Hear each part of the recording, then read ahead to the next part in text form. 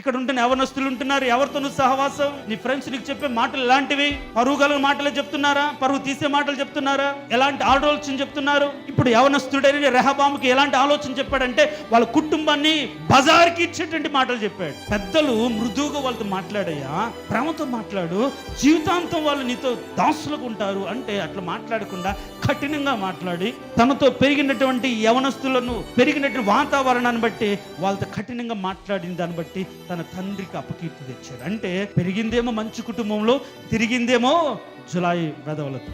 ఈ రోజుల్లో తల్లిదండ్రులు మంచి వాళ్ళే, వాళ్ళ కోసం కన్నీరు కారుస్తుంటారు, బాధపడుతుంటారు, దుఃఖపడుతుంటారు. కానీ తల్లిదండ్రులకు తెలియకుండా తుంటరులు సహవాసం చేసి, దుష్ట సంగత్యాలు చేసి, దేవునికి భయం లేనటువంటి వ్యక్తులతో బ్రతికి యవన కాలంలో ఇదే ఎంజాయ్మెంట్, ఈ వయసులో ఎంజాయ్ చేయకపోతే ఏంటి అనుకుని మనుషులతో బ్రతుకుతూ తల్లిదండ్రులకు అవమానాన్ని, అపకీర్తి తెచ్చే వాళ్ళు ఎంతమంది లేరు? యవనస్తులారా జాగ్రత్త. ఒకవేళ ఈరోజు నీ సహవాసము పరిశుద్ధులతో కాకుండా, సంఘముతో కాకుండా, నీతియుక్తమైన జీవితం జీవించి ఒక సమూహంతో కాకుండా, లోకస్తుల యొక్క బంధాలతో విచ్చలవిడిగా బ్రతుకుతున్నారు వారితో అయితే జాగ్రత్త.